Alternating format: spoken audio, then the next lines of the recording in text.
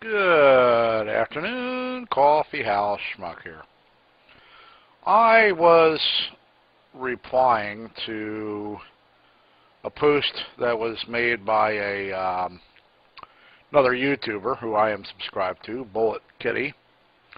She was telling us about her trip into Montana. And I replied back that, I've never really been to Montana. I've been to many places around Montana, but have not been to Montana. One of the places around there that I mentioned in my reply was Winnipeg. I've been to Winnipeg. And I have a great story that goes along with my trip to Winnipeg. This was in 1996. Now what I did was I originally went to Winnipeg to vacation because I had never seen the city before, do some sightseeing, and the local hockey team in this area, the Philadelphia Flyers, were playing the Winnipeg Jets at the Winnipeg Arena while I was up there, so that was part of the trip also.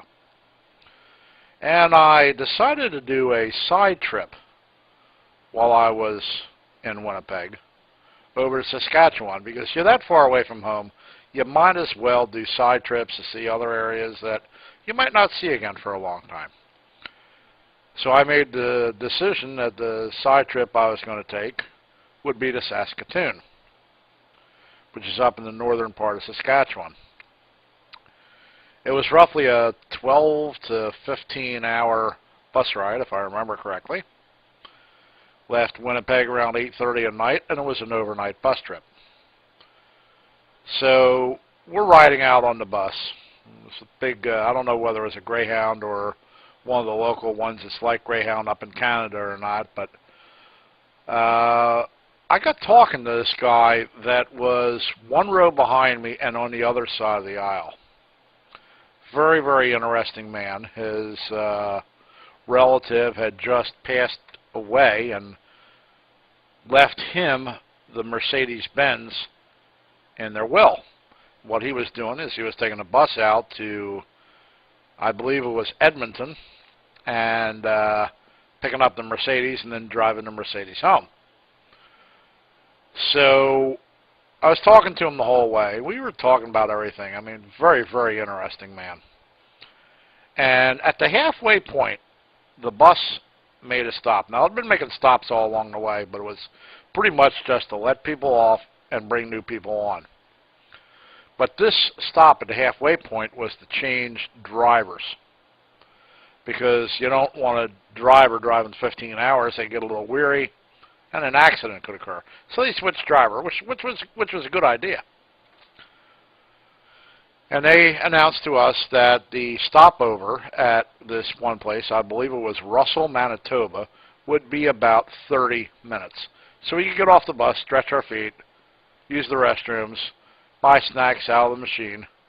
There wasn't any food places open right there where the bus was, because it was about 3 o'clock in the morning when they pulled in. And I decided to get off the bus, and I took my camcorder off with me, and I'm kind of like filming around like this. And in the corner of my viewfinder, I see this taxi cab spinning its wheels real fast and just darting out of the parking lot. Well, I didn't really think a whole lot of it at the time. And I just went about my business, filming a few other things, filming the silos that are out in the field, and the 160-watt bulb that was on the street. That was the only light for the entire street, and the 2 laundromats that were along the street. All those towns up there look very similar, in the area where the bus stop is. So the half hour had expired, and I figured, well, okay, time to get back on the bus. So I get back on the bus, hop into the same seat, and lo and behold, here comes this same cab pulling into the lot. The cab driver gets out, and the guy that is sitting in the row behind me on the other side of the aisle that I've been talking to for the last 7 hours also gets out. And they're carrying all these boxes that are about this tall, about that wide. And then all of a sudden, I happened to see the name Tim Hortons on the outside of the box.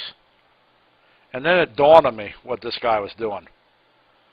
When the bus pulled into town, he happened to see a Tim Hortons donut shop about a mile down the road. He apparently had a little bit of money on him. He apparently was pretty wealthy. I mean, his relative was leaving him a Mercedes, you know. He had to have a little bit of money. So what he decided to do was and he told me this later, okay, he gave the cab driver $100.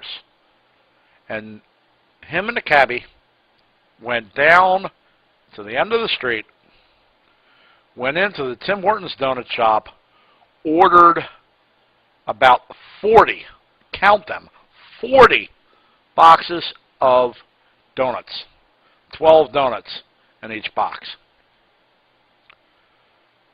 And that's why the cab driver was speeding out a lot so fast. I mean, somebody gave you $100 and said, let's go get some donuts.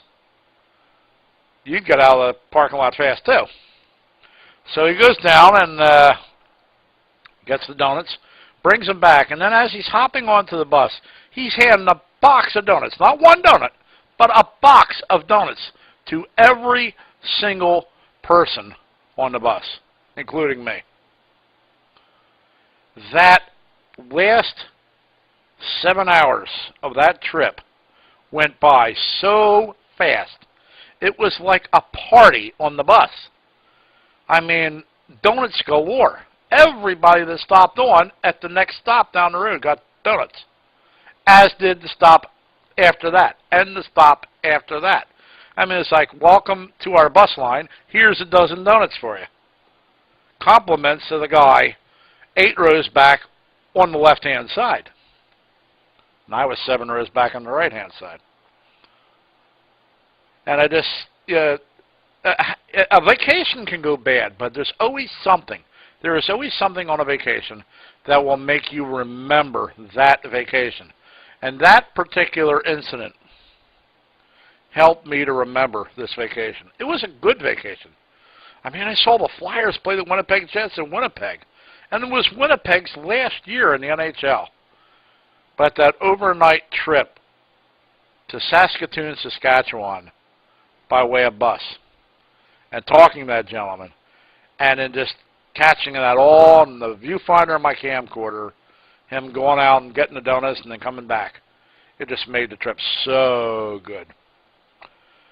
Now, I would like to encourage anybody out there, they have a story about a vacation that was memorable, to put it in as either a text response or a video response to this one. And thank you for allowing me to bore you, and have a nice day. Bye.